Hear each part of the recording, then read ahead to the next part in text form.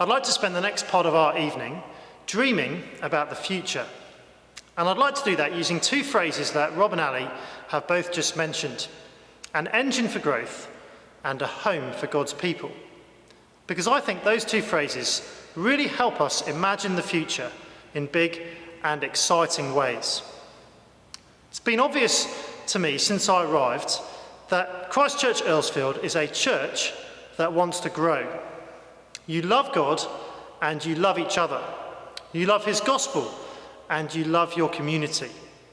And your desire to grow is summed up in that brilliant vision statement that was put together a few years ago for your 10-year anniversary. To grow, to become an all-age church of 200 disciples bearing fruit for Jesus in Earlsfield. You want to grow. But it's also clear that in some ways you haven't had a permanent home. God has been incredibly kind at providing different venues over the years, from St John's on Garrett Lane to the Methodist Church to Southfields Academy. But the lack of a stable home for ministry has perhaps stifled and limited growth. And perhaps that's especially clear at the Academy, which is not really visible where we are not really visible to the community, and where we can't do any regular outward-facing ministry midweek. Rob, Ali and I really do believe that through this move into this building in Wandsworth, God is offering us an exciting and powerful engine for growth and a much more permanent home. And that's why we want to move here in September. And we want to move here with this vision: to grow as an all-age church of disciples bearing fruit for Jesus and reaching the wider Wandsworth area. We're confident that with God's grace and help, we can dream big and exciting dreams as we pursue this vision. Of course, this building doesn't do any ministry by itself. We can't just turn up, start meeting, and expect revival to break out. But it should be an incredibly helpful tool for ministry. And that's for three reasons. It's available, visible, and usable. It's available. We've been invited by a gospel-hearted church to make use of their building. For a long time, they've tried to reach the community around here with the good news of Jesus. But for various reasons, they've struggled to do so. With wonderful humility, they are saying to us, we want this building to be available to you. It's a great opportunity to work together in a spirit of gospel friendship, whilst also maintaining our independence and distinctiveness. This building is available. It's also visible. In fact, it's highly visible. It's not tucked away around the corner. It's right here on the high street. When I talk to people around where I live about this building, they know where it is. It's hard for a building like this to be any more visible. So in that sense, this church building does do some ministry by itself. It's like a huge signpost advertising the presence of God and his people 24/7 to the centre of a rapidly changing and diverse community. 30 seconds from the shopping centre, 11 different bus routes pass nearby. It's a short 5-minute walk from residential streets, brand new flats and older estates and tower blocks. It's visible and it's usable. In other words, we can actually do ministry in it. Most church plants have to compete with other users for space in buildings, ballet classes, scout groups, children's parties. But we've got this building pretty much to ourselves, as much as we want. In fact, over time, I suspect our use of this building will only grow and increase. And all that with the support and encouragement of the parish. But what are we actually going to do? How are we going to try to fulfil this vision to grow and reach the wider Wandsworth area? Well, essentially, we're going to carry on doing what we've already been doing. We want to tell people about Jesus. We want to help people live for Jesus. And we want to learn to worship Jesus together. Well, to help us think about that a little bit more, I've put together a little sentence which describes the sort of ministry we hope to do in 6 different areas. It's really what all gospel churches are trying to do. It's what you've been trying to do over the last 12 years. It's not meant to be clever, but I hope it might help us. Here it is. We believe that God calls all his people to be saints, and so we want to serve our crowd, ascribe glory to Christ, instruct our congregation, enable the committed, tell our community, and support the cause. Each one of those 6 headings represents a different area of church life. Instruct is all about teaching the church family. It's sermons on Sundays, home groups, one-to-one Bible studies, and things like that. Enable is all about training those who are more stuck in, helping us learn how to live and serve God. And support is all about supporting the wider gospel work across London, across the world, supporting mission partners, sending some of our own on mission, perhaps. Those 3 things are important and vital areas of church life. But I'd like to focus for a few minutes on the other 3, because I think those 3 ministry areas are most distinctively connected to this building, the move to this building. And I think they're a good starting point to help us dream about the future. Let's start by thinking about what we can do to tell our community, to speak to those around us about Jesus.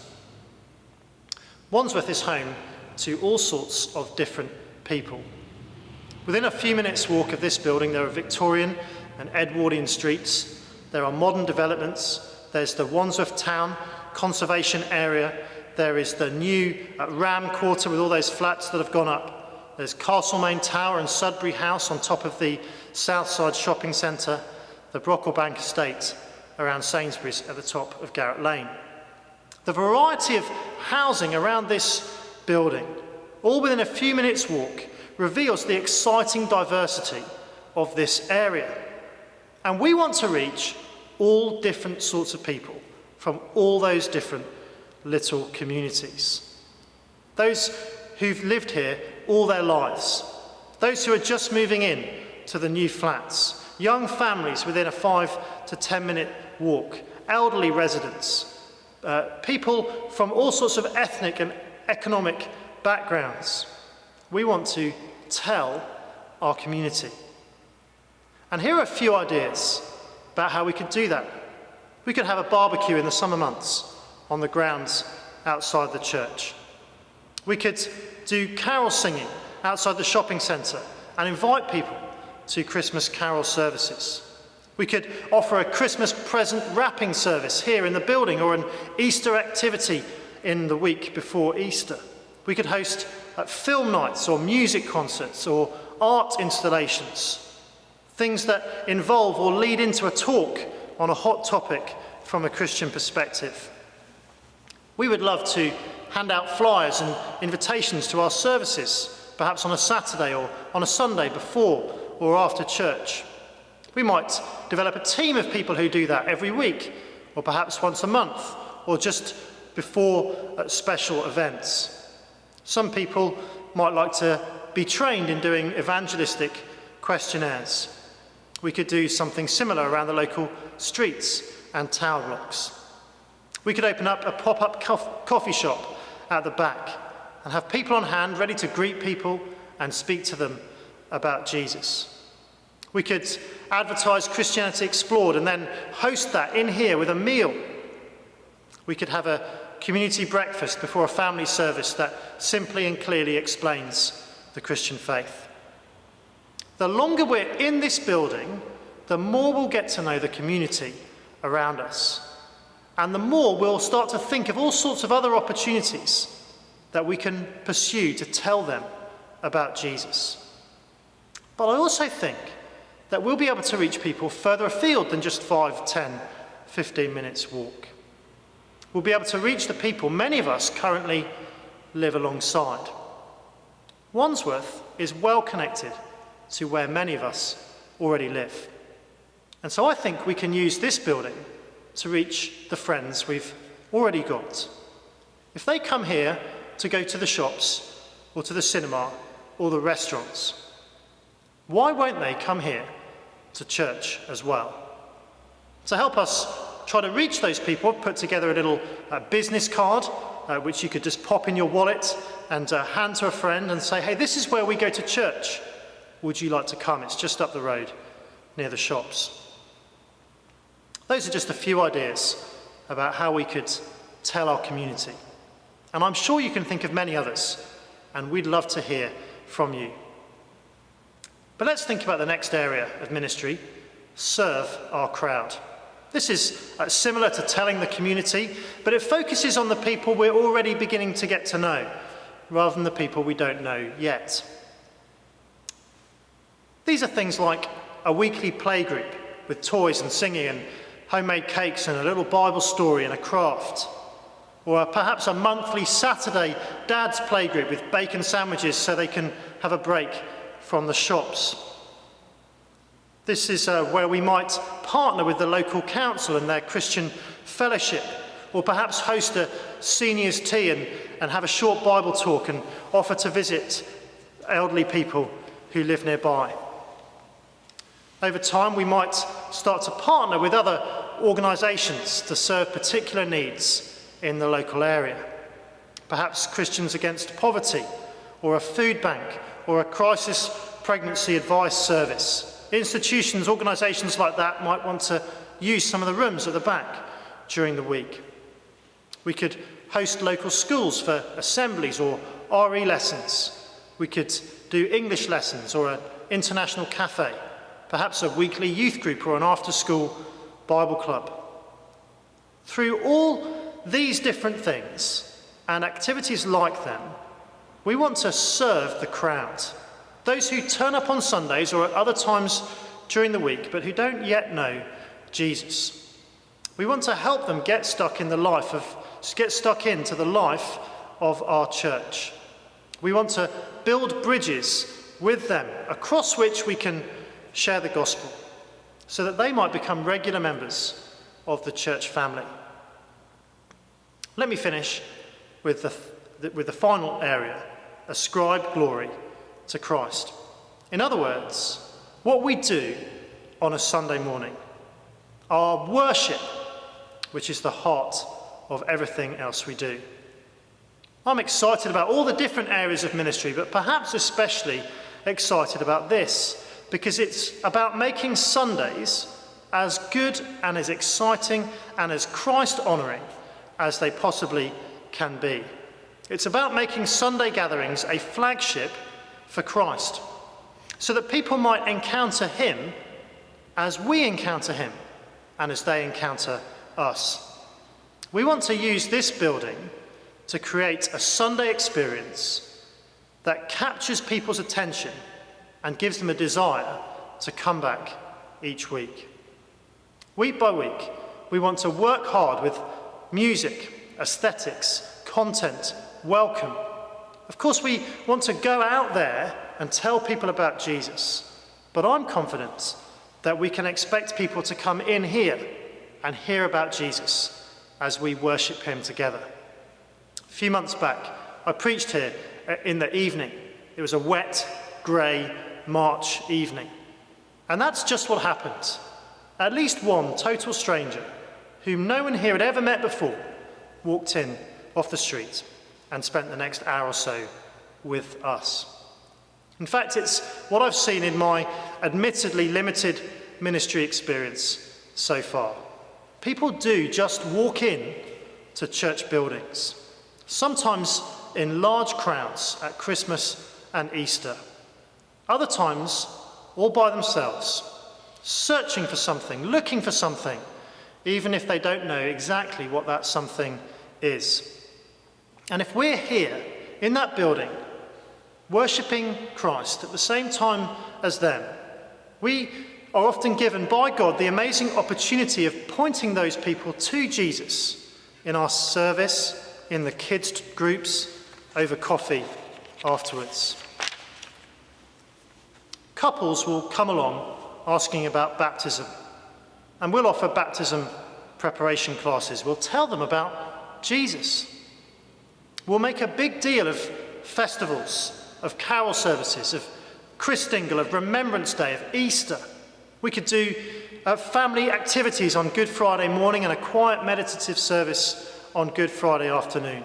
We could do a harvest service where we invite local schools to bring foods as gifts for Food Bank.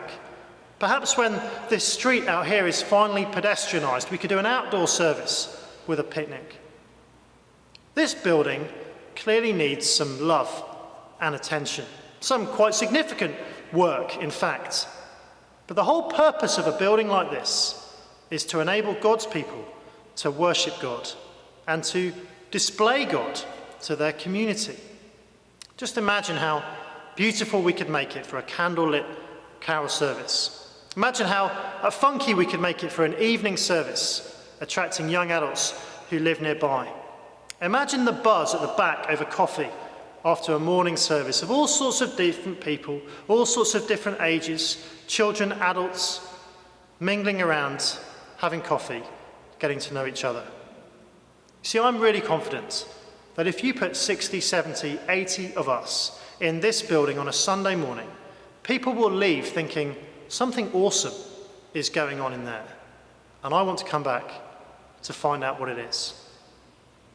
Let me finish with those two little phrases with which I began: an engine for growth and a home for God's people. Yes, we're going to a new place, but we're really still trying to do the same thing. We're trying to grow to be a church of disciples bearing fruit for Jesus. And we believe that this building can help us to do that. It is an amazing tool to have in the toolbox. So I want to encourage you, as I encourage myself, to dream big, exciting dreams as we tell our community about Jesus and as we help them and help ourselves to learn how to live for him.